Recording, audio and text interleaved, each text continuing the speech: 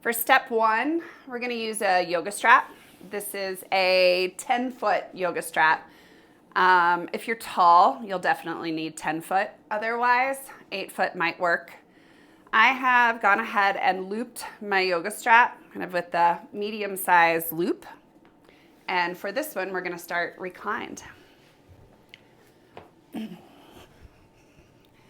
So holding the yoga strap in your hand, you want the tail of the yoga strap pointing down, and then loop the other end of your yoga strap right at the arch of your foot behind the ball of your feet. And then adjust so that the tail is now pointing down towards your foot with the clasp on the outside right above your knee. And then wrap the yoga strap around the back of your thigh twice. After that second time, you're going to take it across your body and hold in the opposite hand. So we're going to make the shape of Warrior 2, Virabhadrasana 2, on our back. So the leg that is not bound, take it slightly out to the side to the degree that you can in this reclined position. And as you start to tug with your hand that's holding the strap, you'll start to feel that the leg bone moves in your hip socket. Let that happen, and then start to take the leg out to the side as much as you can. You can look down and see if the heel is kind of in line with your knee. And then to kind of accentuate that external rotation, start to press your knee or roll your knee out into the outside of the strap where that clasp is. And also press the arch of your foot into your strap as well. And then once you get set up, you can start to breathe, continuing to actively press the outside of your thigh into the strap. And start to notice what you feel.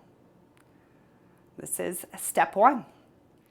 For step 2, we will continue using the yoga strap. You can keep that same size loop. We'll adjust it as we go through the setup. And you'll also need a yoga block set long ways towards one upper end of your mat.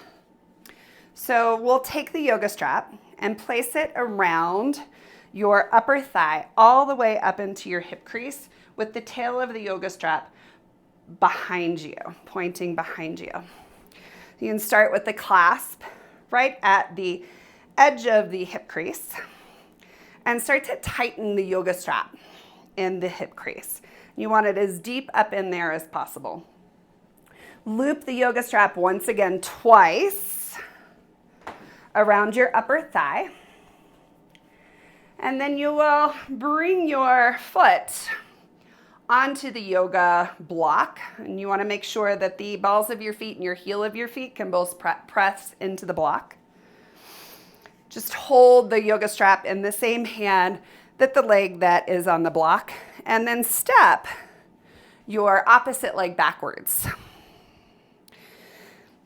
And take your arm that's holding the strap out to that Warrior 2 position. And as you tug on it, you'll feel the leg bone, again, move inside the hip socket into that external rotation.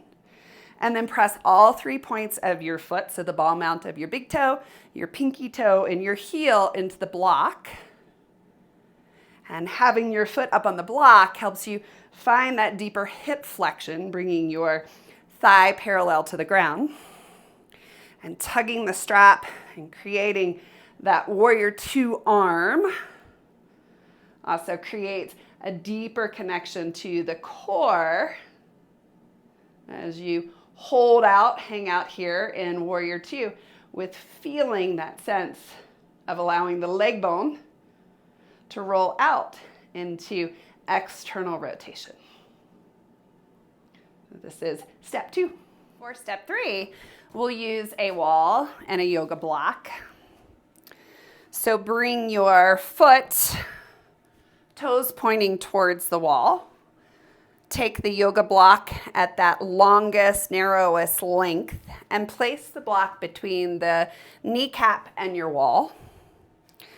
And then back your other foot away from the wall, toes pointing slightly in. Start to press through both the outer edge and inner edge of the back foot as you aim your knee into the block.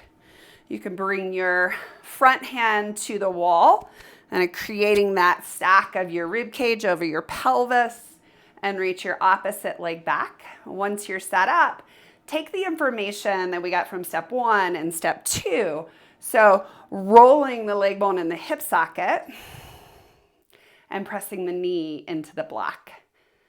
And just notice what this practice, this exercise helps you sense.